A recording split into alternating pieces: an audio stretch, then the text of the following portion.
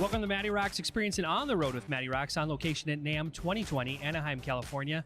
Joined with the international guitar player, songwriter, Mr. Steve Bello. How you doing? How you doing? Thanks for joining me today. Absolutely. It's great being here. I'm glad we were able to make this happen. Yes, it's fantastic. So it's day number 2 at NAMM. Mm-hmm. You've been here for 2 days. Yes. How's your NAMM experience going so far for you? The first time I was here was 2014 and I loved it, but I was here for work. Now I'm here basically like a vacation kind of thing. But you know, Ibanez got me here and I'm loving it. You know, it's more exhausting than I realized, but I'm enjoying it, man. I'm seeing old friends, new friends. It's just a fantastic time, you know. It's why I love it. It's a great industry event that we all get together and, you know, kind of get together. And what kind of products are you seeing out there that are catching your eye this year? Well, I'm focusing on my endorsements. You know, my endorsers, Ibanez, Orange, GHS. But I do poke around here and there to see what's new and what's cool. And you know, I just love music. I love guitars. You know, I love fancy equipment, and the brighter the color, the better. So, right on. How important are those endorsers for what you're doing out there in the industry? Very important as far as like, honestly, it gets my name out there, which is very cool. But I also do a ton of promoting. You know, it's got to be a two-way street. It can't just be, okay, you give me something and I walk away, see ya. You know, I don't do that. I have great relationships with all my brands, and they're happy to see me. I'm happy to see them, and we're all just networking and having a great time. And the most important thing is that there's friendships being cultivated. It isn't strictly business. So. Absolutely. Steve, take us back to the early years of your life. Give us insight to how music and guitar playing came into your life. Well, I got into music quite by accident. I was 4, and my aunt was playing Led Zeppelin in her bedroom. My grandparents and my aunt lived downstairs from my parents and I when I was growing up. And I heard this music, and I hid under the bed. It was the strangest thing I ever heard in my life. And then my aunt showed me a picture of Robert Plant, and I went, I think I want to look like that guy, you know. But I didn't. I mean, I didn't know he was a singer. I just liked the way he looked. And my grandfather was a jazz guitar player, and he was always playing guitar in the house. He had a D'Angelico with a Fender amp, and he was playing all this jazz stuff. And I'm like, well, okay, it's cool. He's a guitar player, but I want to do what my aunt's listening to. You know, Led Zeppelin, Aerosmith, Queen. I started guitar when I was 9. I wasn't totally serious with it because I was like most preteens. I was into my video games and my bike and stuff like that. And then I saw clips of Jimi Hendrix, and I went, I've got to play guitar the rest of my life. That was it for me. Wow. You know, I saw him light the Strat on fire, and I went, I won't do that, but I gotta be that guy. You know, I gotta be Hendrix. Richie Blackmore was another one when I was a kid. Eddie Van Halen, of course. All of it just an amalgam of influences. You know, that's where it started. Wow. Great influences, great names. Thank you. Great story. Besides some of the names that you just mentioned, who were some of the earlier influences in your life who have helped make you the guitar player that you are today? I have to say my grandfather. Okay. Because, you know, he was obviously a very different generation, but some of his ideals worked for me. He was the one that said, you better learn your music theory. You better learn how to sight read, because in his exact words were, never look stupid because somebody behind you wants your job. Right. So I always felt that way, and I don't think I have anything to worry about in that regard, you know, but at the same time, I always want to keep on my toes. I mean, I'm a music teacher myself. I teach guitar, bass, music theory, and I tell my students the same thing. Whatever you learn, even if it's just the C chord, really mean it. You know, don't just fluff it and just say, this is cool. You know, if we really get behind what you're doing, because people see the heart. Yeah, I've done many interviews at NAMM, and what you just said has resonated from many different artists. So we know that part of that is important to the business, you know, to be successful in music. Yeah. You know? Yeah. What would you say has been your biggest musical accomplishment musically? Wow, there's so many. I'd have to say when I was signed with Ibanez in 2003. I mean, it's a long story. I won't totally get into it, but I helped somebody get a deal because in my eyes, I said, you know what? I was 33 at the time. I said, my ship sailed.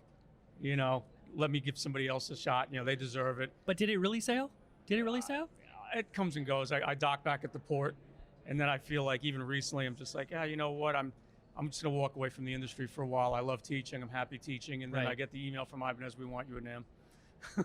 I guess I'm stuck. You know, but you know, that to me was like my biggest pride and joy as far as my music accomplishments. You know, just saying I'm an Ibanez artist. It was just the biggest thrill of a lifetime, you know, because Steve Vai, he's the reason why I play Ibanez, you know, and Joe Satriani and all those cats. So that was it. Steve Vai, no stranger to a MattyRocks interview. Oh, very cool. Very cool. Being in the business for as long as you have and playing guitar for 40 years, what is the key ingredient that keeps you playing all these years? Coffee. Lots of coffee. I just love music. I love what I do. I mean, we all have love-hate relationships with things. I mean, I have friends that love their jobs, but then they have their days, you know. I wish I could just walk away for a few days and regroup and recharge. Right. I get that way too. But what keeps me moving are my students, you know, because they always challenge me. They're always saying, you know, I want to learn this song. I want to learn that song. I had a kid that wanted to learn a Post Malone song, and there's no guitar in it. I had to make a guitar part for it. And he was like, oh, you can do that. I said, you can do anything. I think that blew his doors off. And that's the kind of stuff, I see the lights in their eyes like it's Right. Christmas morning every day. And it helps me. It keeps me a kid at heart. Absolutely. You know, so that's what I think. That's what keeps me moving. Right on. You've played with some of the bigger names in music. You've graced the stage with some of them. You've opened for some of them. Who to you has been probably the most influential artist that you've graced the stage with? Wow.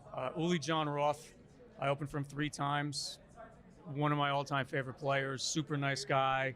That's what I've heard. You know, he's always been somebody that he's always been very inspiring to me. And I opened for him in 2012. Then in 2018, I'm trying to do my math here. And then this past April, he played a club down the shore in New Jersey. And he's looking around and he goes, this is really weird. I'm by the ocean. You know, but that Michelangelo Badio was another one I opened for a couple of times. King's X I opened for. Okay. You know, I've been very much blessed, if you want to put it like that. So Very nice. What should the world know about Steve Bello and your music? I have nice hair, and that You do. It's rocking hair. I just enjoy what I do. I want to always stay focused and centered with my music. I always want to try to be me, the best me I could possibly be. And I mean, I know it's very flattering, and it's a great thing to hear, oh, this song reminds me of Rush, this song reminds me of Steve Vai. I mean, it's great, I love it. But I always want to hear, you know, I don't think I've ever heard anything like this before. And I've done countless shows where people come up to me scratching their heads going, I can't think of one thing you sound like. And I'm like, that's good. That means you live under a rock, you know, Right. but it's still good, you know. Keep going, you know. Your newest album release, and I forgot the name of it. Marblehead was my last Marblehead. all original Yes. release, 2018. How did that release do for you? It went great. You know, I got some tremendous reviews. I sold copies in Germany, Japan, Australia. You know, I had that's the first CD out of my 7 where I actually got mainstream radio airplay, because I always get internet airplay, which is fantastic. I'm Right. very grateful that anybody goes, I want to play this stuff. But there was a radio station in South Jersey called WRAT, and Tom Hanley's the DJ, and he said, if you send me your CD, I'll play it on the air. And I said, but it's instrumental. He goes, that's why I want to play it on the air. And he played 3 songs off it, and it got tremendous response. I can't complain, you know? Right on. Well, hopefully some of the radio stations that I'm affiliated with will get your music in rotation on those stations That'd be great. as well. Steve, what's on the horizon for you? Teaching. All I do is teach. I love it. I absolutely love it. I am writing new music. I am talking with certain musicians, you know, getting a feel for them, and they have to get a feel for what I do as well, because they hear my stuff, and I don't want to sound like I'm this to myself. But they'll say, oh, you know, I want to learn one of your songs. Okay, great. And then a week later, oh my God, this is hard. And I'm just like, I'm too close to my music to tell. It doesn't sound difficult, but it's little nuances Right. that you get them or you don't. And I want whoever's playing my songs to really enjoy them. So if I can get a new album out this year, great. If not, there's always next year. So Right on. Well, we look forward to that release. thank you. If you want to send people, if people want to know more about you and your music, where do you send them? Well, I have Facebook like the rest of the world. I have Spotify. My music is on Spotify. Just look up Steve Bello. Instagram, my handle is Steve Bello 11269, because that's my birthday, my year. My website is kind of a long name. I'm hoping to shorten it. It's steviehimself.wixsite.com/BelloRocks. Okay. I want to shorten it because it's tough for me even to get it off of my tongue, but that's where you can find me. So you can start from there. My YouTube channel is on there. I have videos on my website. I have some audio. I have pictures. I write funny blogs. I think they're funny, you know. So, Right on. you know, I'm going to give you the same opportunity that I give every artist I have the opportunity to sit with, and that's a message to MattyRocks listeners. okay. What would you like to say to them? Hello. Thank you for listening, and I really hope you enjoy the music if you get to hear it. and just keep plugging away. Whatever you do, do it because you love it, not because you have to. Right on. Steve, thanks for taking the time out of Thank your you. busy NAMM schedule to sit Great. with me. Thank you so much. Truly an honor. And you've heard it here, MattyRocks and Steve Bello, NAMM 2020. MattyRocks, out.